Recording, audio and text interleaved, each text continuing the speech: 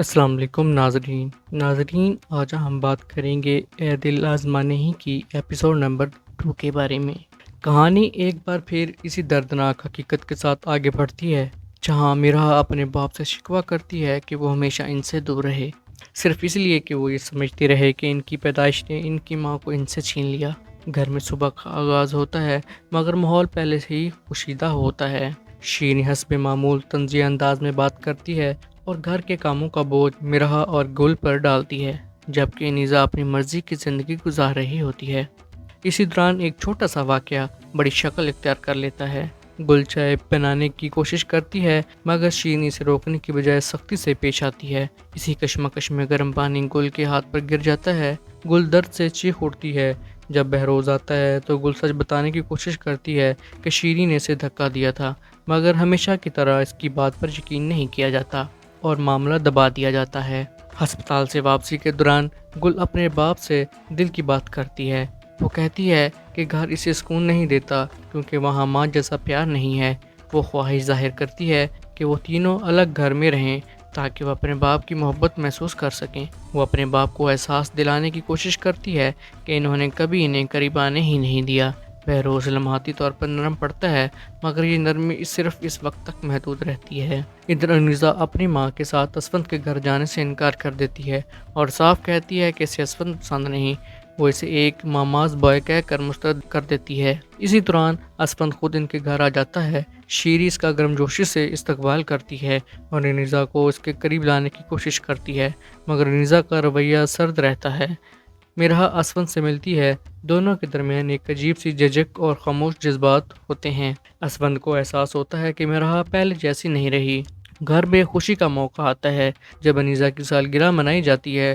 شیریں اور بہروز انیزا پر محبت نچھاور کرتے ہیں، اسے تحفے دیتے ہیں، جبکہ گل اور مرحا ایک طرف کھڑی یہ سب دیکھتی رہتی ہیں۔ یہ منظر دونوں بہنوں کے دل میں موجود مرحومی کو اور گہرا کر دیتا ہے۔ رات کو انیزا اپنے دوست شارق سے ملتی ہے جو اسے سرپرائز دیتا ہے۔ دونوں کے درمیان محبت بھری گفتگو ہوتی رہتی ہے مگر شارق اپنی خودداری کی وجہ سے شادی میں تاخیر کی بات کرتا ہے۔ اسی دوران گل انہیں دیکھ لیتی ہے اور انیزا کی ویڈیو بنا لیتی ہے تاکہ وہ سچ اپنے باپ کو بتا سکے۔ انیزا گھبرا جاتی ہے اور گل سے فون چھیننے کی کوشش کرتی ہے۔ دونوں کے درمیان جھگڑا ہوتا ہے اور اسی کشمکش میں گل سیڑھیوں سے گر جاتی ہے۔ گھر میں ایک ہنگامہ مچ جاتا ہے۔ گل بے ہوش ہو جاتی ہے اور سب اسے ہسپتال لے جاتے ہیں۔ مرحا ٹوٹ جاتی ہے اور بار بار دعا کرتی ہے کہ اس کی بہن بچ جائے۔ انیزا اندر ہی اندر خوفزدہ ہوتی ہے کہ اگر گل بچ گئی تو وہ سب کچھ بتا دے گی۔ اس کے دل میں یہ خوف اس حد تک بڑھ جاتا ہے کہ وہ دل ہی دل میں چاہتی ہے کہ گل زندہ نہ رہے۔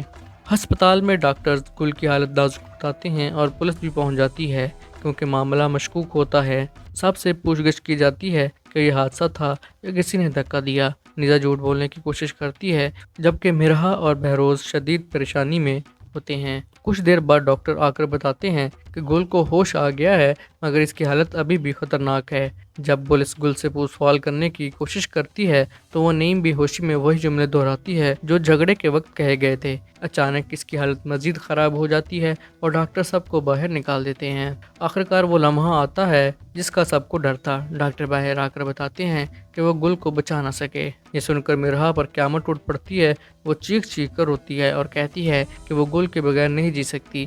اس کے لیے دنیا بالکل خالی ہو جاتی ہے۔ گھر میں ماتم کا ماحول ہوتا ہے مگر دوسری طرف ایک خطرناک کھیل شروع ہو چکا ہوتا ہے۔ شارق کو انیزا کی وہ ریکارڈنگ مل جاتی ہے جس میں وہ تسلیم کر رہی ہوتی ہے کہ گل اس کی وجہ سے گری۔ وہ اس ریکارڈنگ کو اپنے فائدے کے لیے استعمال کرنے کا فیصلہ کرتا ہے اور کہتا ہے کہ اب انیزا اس کے جال میں بری طرح پھنس چکی ہے۔ کہانی ایک اور بڑے موڑ پر آ کر رک جاتی ہے جہاں ایک بہن اپنی بہن کو کھو چکی ہے۔ ایک لڑکی اپنے جرم کے خوف میں جی رہی ہے اور ایک شخص اس سچ کو اپنے فائدے کے لیے استعمال کرنے کی تیاری کر رہا ہے۔ میرے آخر میں گل کا فون ڈھونڈنے کی بات کرتی ہے، شاید اس امید میں کہ اسے کوئی ایسا ثبوت مل جائے جو اس سچ کو دنیا کے سامنے لا سکے۔